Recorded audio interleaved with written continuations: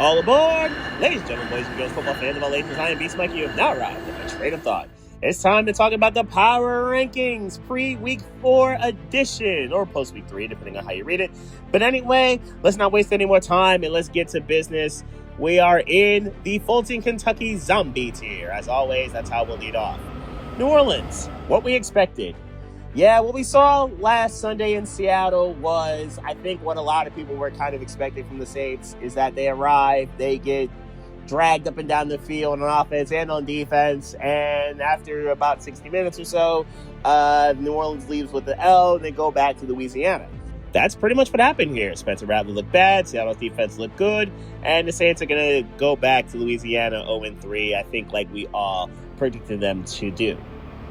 New York Giants. Jackson Dart intro. I feel bad because he's going to face the Chargers this week, but at least it's finally his time to play and start and be QB1 in New York. We knew it was coming. It was just a matter of time about when it was going to happen. That game last Sunday night against the Chiefs, let's not talk about it too much except for Cam Scatterboo. He's turning into a pretty solid rookie. Sweet backflip, too. New York Jets. Only the Jets. Only the Jets, and this is a very literal statement based off of the events that happened this week, can have a spectacular play on special teams, the Will McDonald block punt, scoop and score, and then find a way to lose. There were so many block kicks, there were so many defensive returns and scoop and scores and pick sixes, and yet the Jets were the only ones, I do believe, to have one of those and then lose the game in question. Only the Jets. Tennessee, ugly performance. Pretty much 30 seconds in, they gave up 7 points off a Cam Ward pick six, and their game effectively ended. And that was the start of what would turn into a very bad day for Ward, the offensive line that Tennessee has, allegedly, and Jonathan Taylor being able to terrorize the Tennessee defense. He did take a couple of souls to the shadow realm. We all saw it. It was quite hilarious. Anyway, this was a pretty rough performance for a very undermanned and undermatched Tennessee team that we kind of knew would happen, and it still looks pretty rough to see. You hate to see it. Miami, too many mistakes. And you're probably wondering, wait a minute, Miami actually played pretty well. Yeah, they did. Except for the fact that when you play a great team like Buffalo, you can only afford to make a few mistakes. And in the case of the Dolphins-Bills game, Miami made two very critical ones that led to Buffalo getting 10 points. They blocked punt, obviously. Might as well have been a turnover because Buffalo got the ball in Miami territory and immediately scored on it. And then the NO that Tua threw to Terrell Bernard. Great play by Bernard. Great play by the Bills defense in general. But it was just enough for Buffalo to get over the finish line. Miami has some things that they did well here. They ran the ball physically, and the left side of their offensive line is playing really well, left to center. But there are some things that need to be fixed immediately if Miami wants to do anything, quite honestly. Cleveland, an elite defense. That's why they won on Sunday, to be honest. And obviously some special teams help with the block field goal and the 55-yarder to close it out. Imagine if you had a kicker in week 1. You would have won that game too, but I digress. And the elite defense that the Browns has is going to probably keep Cleveland in a good amount of games where they're not overwhelmed early. And Joe Flacco didn't play all that well, but to be honest, he didn't crash the car too much. The NO by Xavier McKinney was at the end of the half. Okay, no big deal. But aside from that, Flacco didn't do terribly. And Junkins is turning into RB1 and has looked like a really good player. It's funny what you can do when you actually sign your contract in the NFL. Carolina, R-Truth style. Of course, with R-Truth in the building, because he was there kind of as an MC for the Panthers-Falcons game, you'd see Carolina have a win that's incredibly bizarre and incredibly shocking. And of course, they had a pick six that was also incredibly bizarre and incredibly shocking. That was a really bad decision by Mike Penix to telegraph that throw and get yoinked and it goes to the crib. And a punctuation for what was a humiliating day for the Falcons. For Carolina, that was a shocker, and that was a very impressive shocker. Can they keep it going? We'll see. Houston, 13 points. Yeah, Houston kind of had it coming that they would be in zombie tier, and unfortunately for them, they have earned this distinction. But they barely earned it. 13 points. Why do I say this? That's the total amount of points the Texans have lost by in these 3 weeks. They've had heartbreakers galore, late turnover against the Rams, a late drive they could not stop against the Bucs, although Baker's been really good at that this year. They somehow couldn't figure it out against Jacksonville and couldn't get the job done late in Duval. 13 points. That's what separates the Texans from 0-3 and potentially 2-1 or even 3-0. Well, that and a good offensive line, that would also be a very useful thing. Now let's talk about the games of interest in this tier. We are pretty much guaranteed 2 teams that are winless won't be after Monday night. Dolphins and Jets, Miami's rivals' uniforms will be debuted. The Jets will flip the script in the December matchup, but Miami's rocking the all black on Monday Night Football. It could potentially be a funeral for somebody's season and or careers if this game goes that disastrously. These 2 defenses have been pretty bad. Let's call it what it is. Both these defenses have been awful. And they both allow yards. They both allow points. Neither really forces turnovers too much. And it's just been an abject disaster. Will Justin Fields even play in this game? Same with Sauce Gardner, because both guys had injuries. Fields from week 2, Gardner week 3. Will either even play in this game? And if not, can the Jets even be capable enough to stop Tyreek and Jalen Waddle, who, in Miami's case offensively, they played pretty well the last 2 weeks. The only problem has been the mistakes.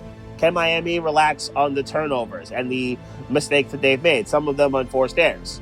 Defensively for the Dolphins, they looked like they had a pulse against the Bills, which is more than I think some other teams could say, i.e. the Jets and the Ravens, who have not looked like they had pulses against Buffalo. Can Miami keep that trend going, and can they take advantage of a Jet offensive line that can still be had by decent pass rushers? That means you, Jalen Phillips, and Chop Robinson. Bradley Chubb's been really good, though. And then the other winless versus winless game is going to be Titans versus Texans. Unlike Dolphins-Jets, you can be shielded from this game because it's a Sunday afternoon, 1 o'clock. I really feel bad for Ken Ward because we all know what's about to happen. That offensive line is not going to be able to stand up to Danielle Hunter or Will Anderson. I feel really, really bad for him. This is going to be a very painful 3 hours. I also don't feel great for C.J. Stroud, but Tennessee doesn't necessarily have the pass rushing that Houston does. And it feels like there should be a counter on the board somewhere, on the screen somewhere. How many sacks are in this game? I'm going to set the over-under at 11 because both these offensive lines are awful. I'll still take the over, by the way. Let's get to the Birmingham, Alabama Monkey's Paw tier. Las Vegas, Mariota's revenge. He did play for the Raiders at once upon a time, and now his first start in the Jaden Daniels era in Washington turned into an abject disaster for the Raiders. They really could do nothing right. Their secondary got completely cooked, and obviously 3 big plays led to 21 points for the Commanders, and that was effectively the end of the proceedings. This was straight up ugly, and for a Raiders team is really undermanned on defense, well, sans Mason Crosby, obviously, and is kind of sort of undermanned on offense, sans Ashton Jeanty and Brock Bowers. It's not a great situation to be in for the Raiders, no matter what Geno does, because Geno wasn't a complete disaster. There was just nothing he could have done with that bad defense on the other side. New England, terrible when dirty. Remember when I said last week about the Patriots? When they don't make mistakes, they're actually not awful.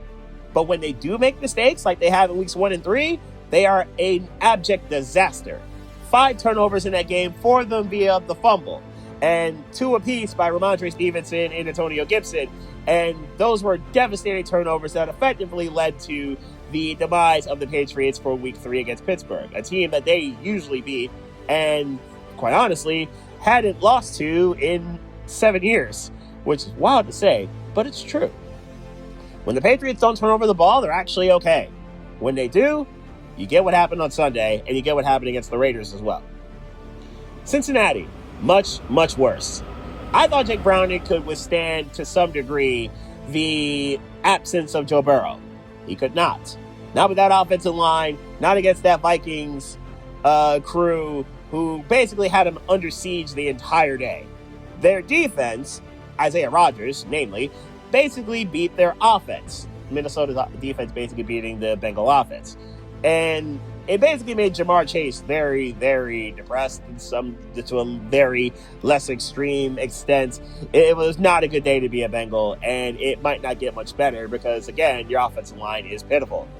I think this could get much, much worse for you, Cincinnati.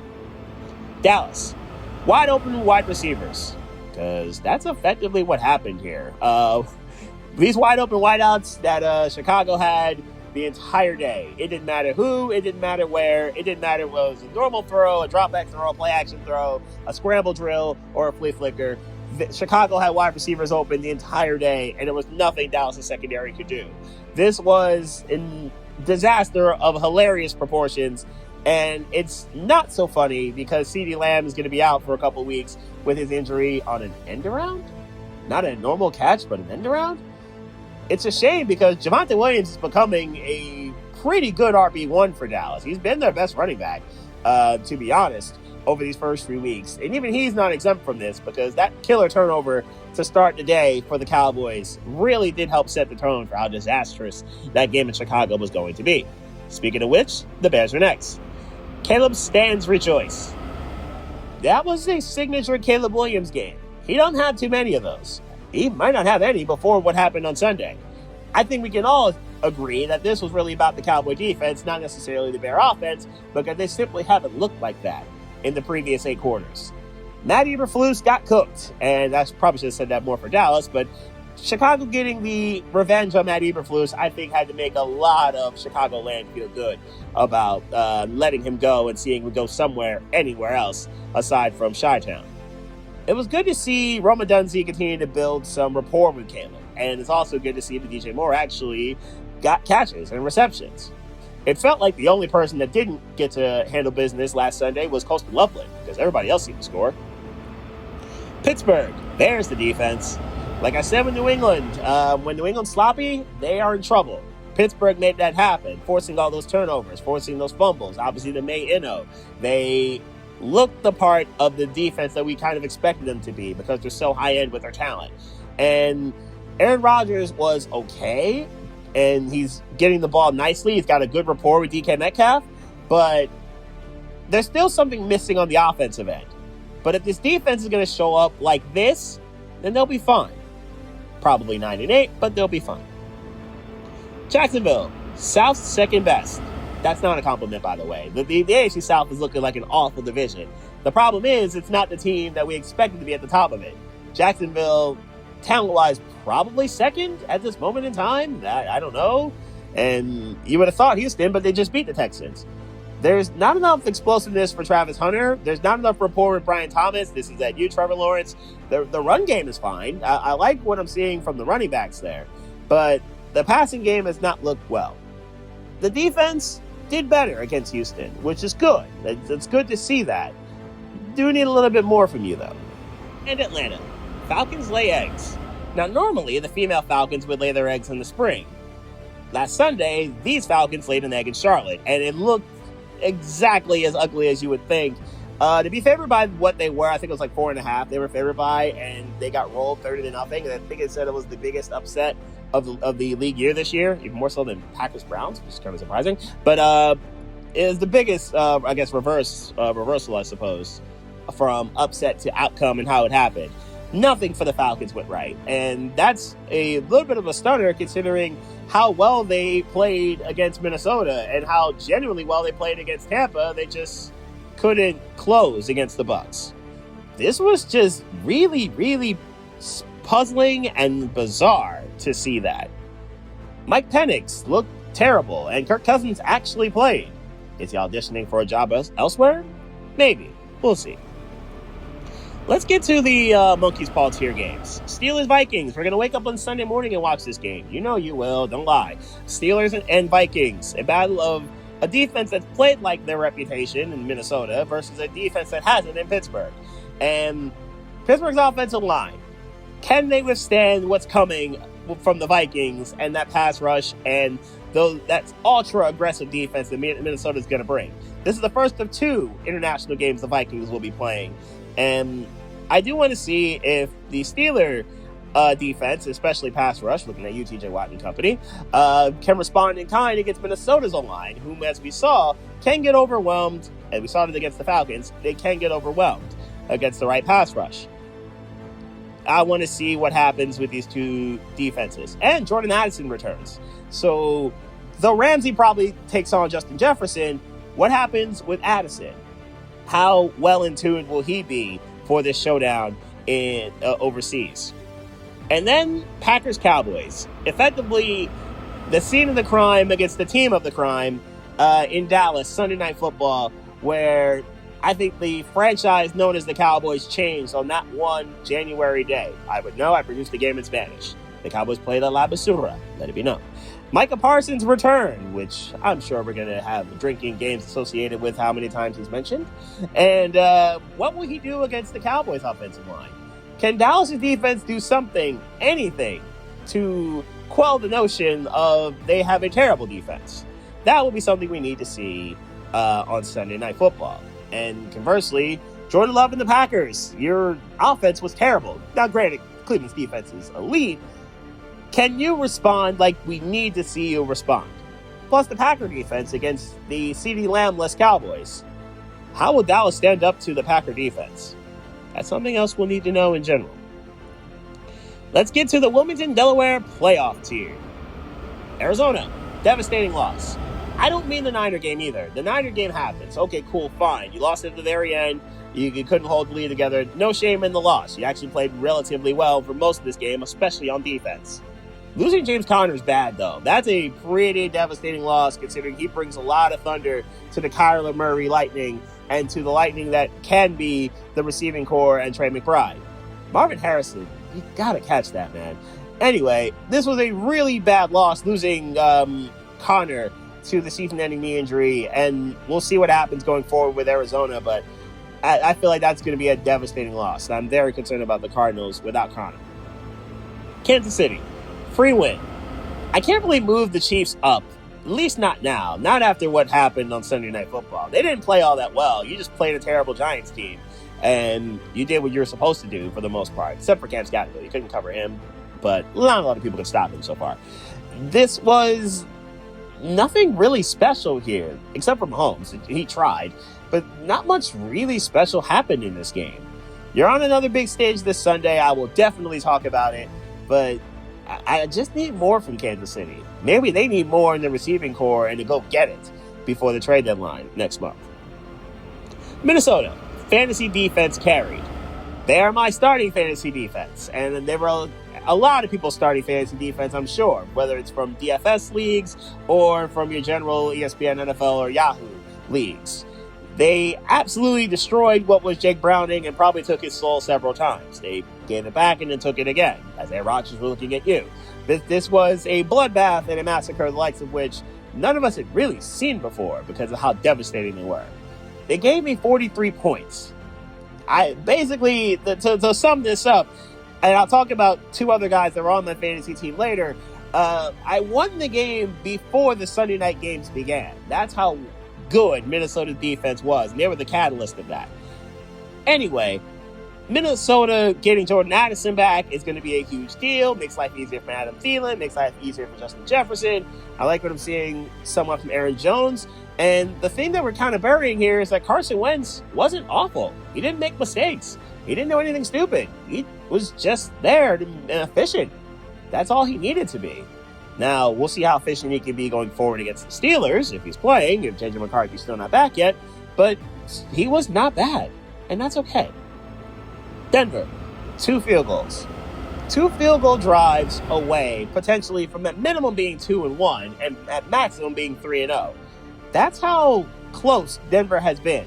That defense terrorized the Chargers. And it's a shame that they're here and not entitled here, because this is a really, really, really good defense. The offense is just too spotty. Way too inconsistent. And you'll see the spurts where they're moving down the field and they're doing well, especially in third quarters. But they can't seem to hold it together for a full 60, and that's a bit of a concern to me. Can Bo Nix reignite the timing and the rhythm that he had last year?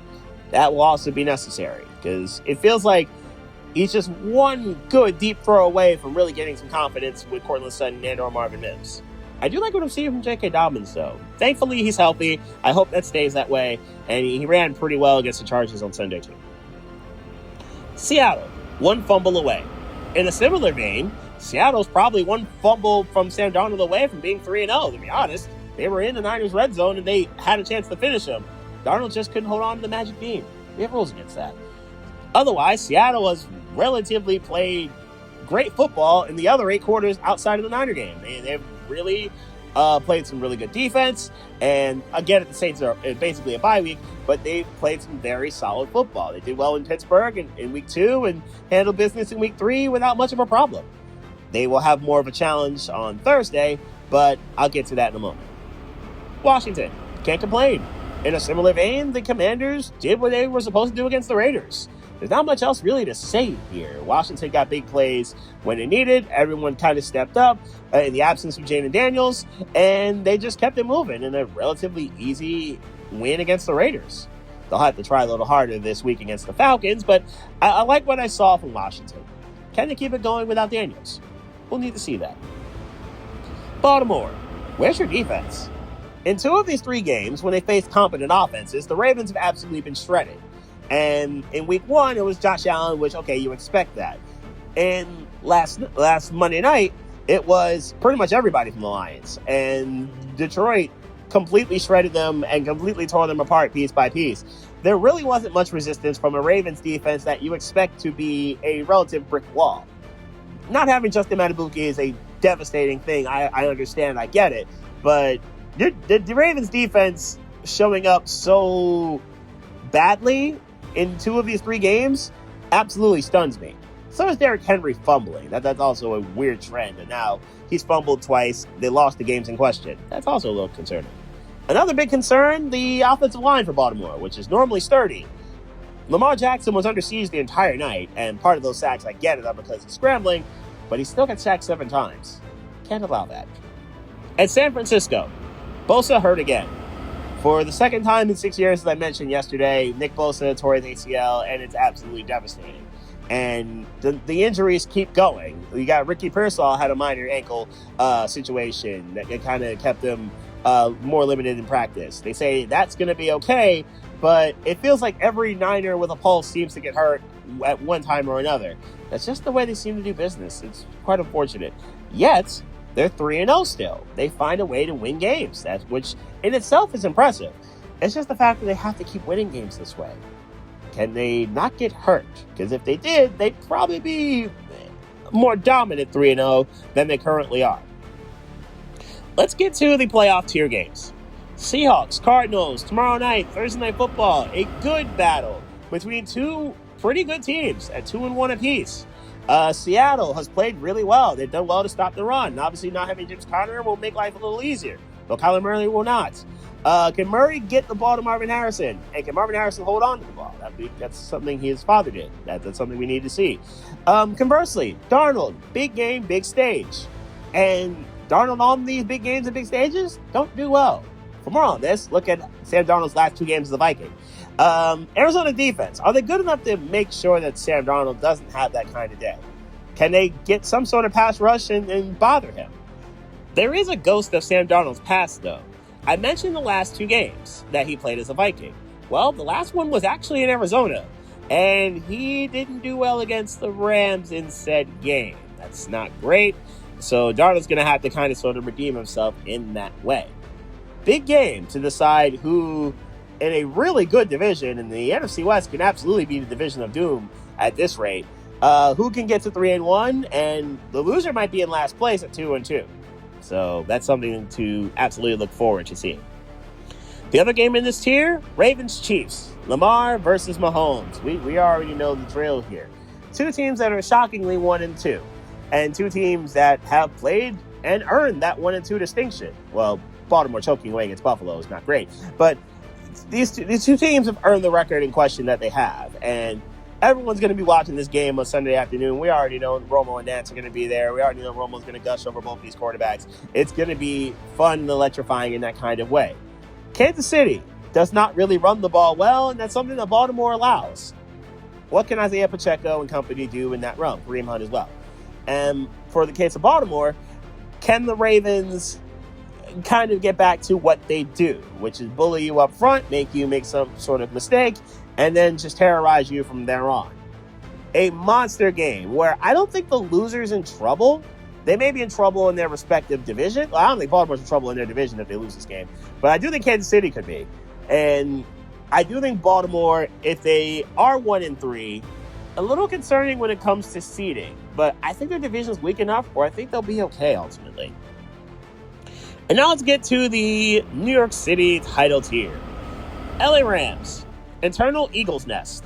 I think the Eagles are in their heads now. That there's no way the Rams going to play that well for 3 quarters against the Eagles and then crumble that hard in the 4th. And now you hear more and more Rams players say out loud with straight faces that they hate the Eagles.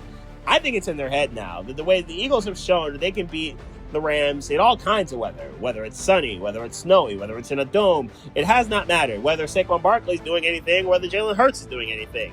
The Eagles have shown that they can beat the Rams in every kind of way conceivable, and at this point, it's got to be mental.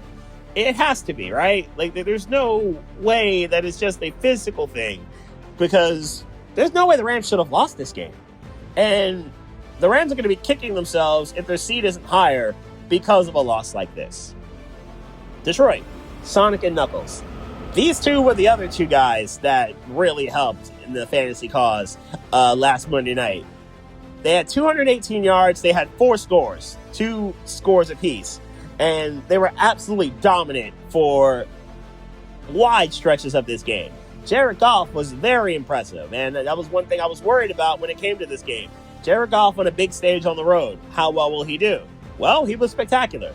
Amon-Ra St. Brown did well. Like the Lions resumed being a well-oiled machine, which is something that I think a lot of people were kind of sort of worried that what would happen without Ben Johnson and without Aaron Glenn. They were simply great, and Detroit might just continue to be that.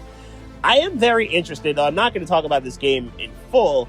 I am very interested in what happens Sunday afternoon to Detroit between the Browns and the Lions.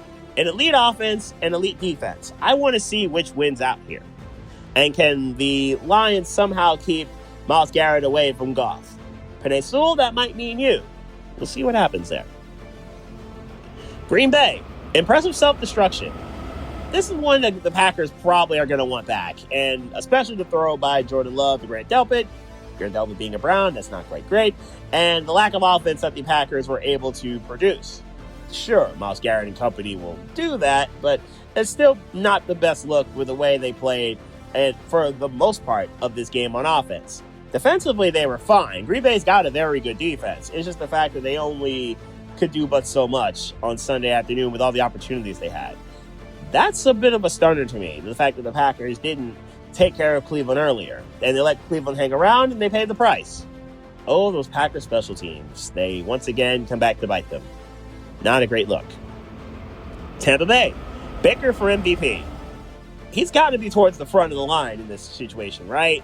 With the way that he and that offense has absolutely bailed out Tampa's defense and bailed out the Bucs in general in these first 3 games, it is impressive to see that it's a 60-minute team, and it's a 60-minute game, as we know.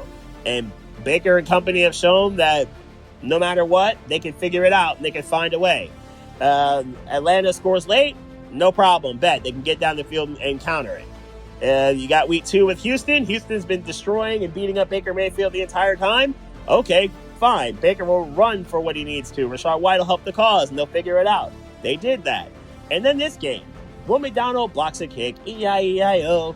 And instead, they say, okay, bet. We'll figure it out. We'll get down the field. We'll win the game anyway. That's just the way Tampa Bay has played. They're a 60-minute team. And they figure out to use all 60 of these minutes and get to 3-0. Baker for MVP so far. Indianapolis finally punted. Yes, they destroyed and hung a 40-piece on the Titans, but the fact that the punter actually had to work, man, you're slacking. All kidding aside, Daniel Jones continues to play well, and Jonathan Taylor continues to cook with him. And the Colts are being a well-oiled machine so far. And maybe it's just a matter of a team needed a quarterback that can be kind of sort of stable and kind of sort of talented, and a kind of sort of talented quarterback needed a stable organization. A match made in heaven somewhere in a cornfield. Quite wild. Anyway, LA Chargers finding a way. Like the Bucs, the Chargers have continued to find ways to win in different ways, shapes, forms, and fashions. It hasn't been as dramatic, but they continue to find ways to get the job done, to get to their 3-0 mark. I like what I'm seeing from Justin Herbert. He has been he's not made too many mistakes. He took a beating from a Denver defense that's liable to give beatings, but he's made minimal mistakes so far. Now, the loss of Najee Harris might hurt them, though Marion Hampton, I think, is going to do just fine. Keenan Allen's as reliable as it gets because he just can't help himself but be as reliable as he needs to be. It's just always been this way with Keenan. The Charger defense is sturdy and stable enough to keep them in it. And sometimes with Herbert playing as well as he is and the way that Keenan Allen and the Marion Hampton and Quentin Johnston and the offense are playing, that's just all you need sometimes. Also, Cameron Dicker, you got to give him some flowers because he's a really good kicker. Buffalo, concerning run defense. If there's one fly in the ointment when it comes to this Bills team, it's the fact that when a team can be physical and hold their water at the line of scrimmage against them, they don't do so well. When Baltimore did it, okay, that's one thing. There's no shame in getting mauled by Derrick Henry and Lamar Jackson. But Miami was able to hold their water relatively well at the line, and when they got the ball to Ollie Gordon and Devon Achane, there were times in the game where they actually ran the ball pretty well. If there's one fly in the ointment for this Bills team, that run defense can be a little concerning. And when they're not forcing mistakes or facing the Jets in this case, where they obliterated the Jets, they can be a little had. Because they, from time to time in that, especially without Ed Oliver and Matt Milano, especially from time to time in the Dolphins game where Miami drove down the field and there wasn't much Buffalo could really do about it.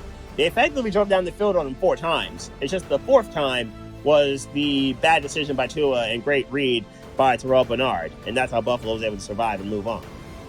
Philadelphia will be number 1 because of one simple reason. The Jordan Davis game. That's what this was. And yes, Jalen Hurts had a very good day. He had 3 tugs. He played well. Well, 4 tugs. He had a tush push in as well. Brotherly shove flows. And sure, there were a couple false starts on some of the brotherly shoves. No question. Sure, the Eagles might have gotten away with a pass interference on the last drive against Puka Nacua, who they could not stop. Okay, understood. Yeah, I get it from the critics of the Eagles. Yes, Davante Adams was a little handsy on the touchdown catch he had. Okay, understood. I get it from the Eagles fandom, for those who may support the Eagles or maybe anti-Rams. We're looking at you Niners fans. But in this case, the Eagles won this game because when they had to have the plays in the 3rd and 4th quarters, they made it happen. They had to have it. And they made sure the Rams were just unable to get it. And the Rams losing their right guard was a huge deal, and that's why Jordan Davis started the damage he proceeded to cause.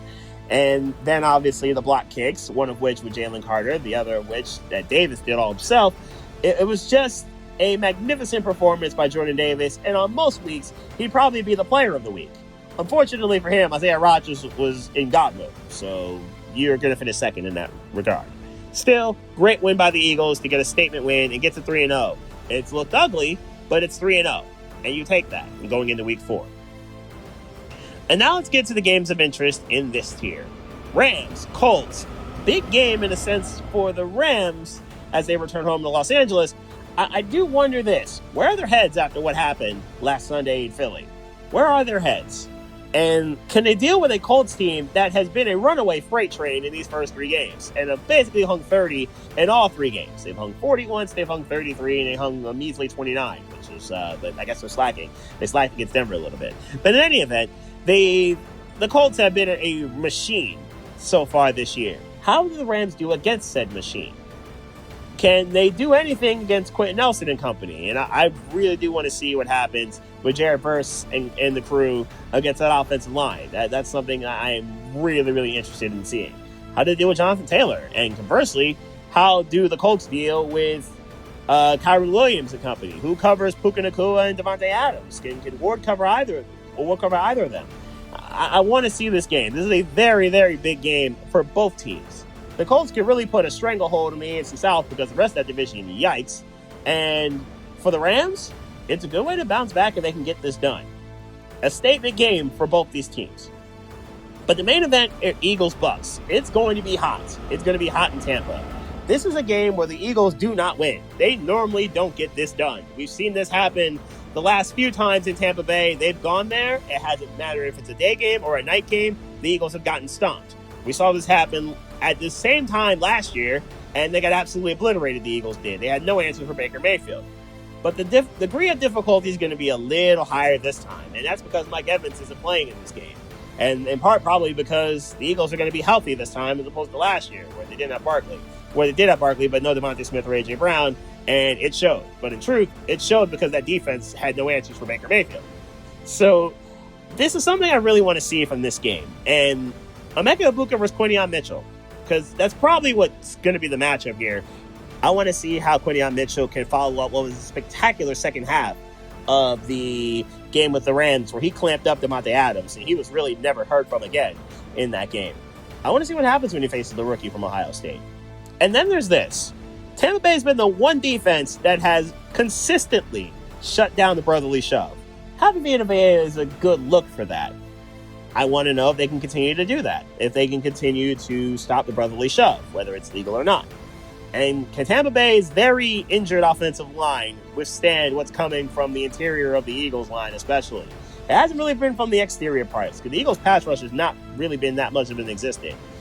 Instead, it's really been the interior stuff from the Georgia boys. Can the Buccaneers stand up to that? I will need to see how that goes down.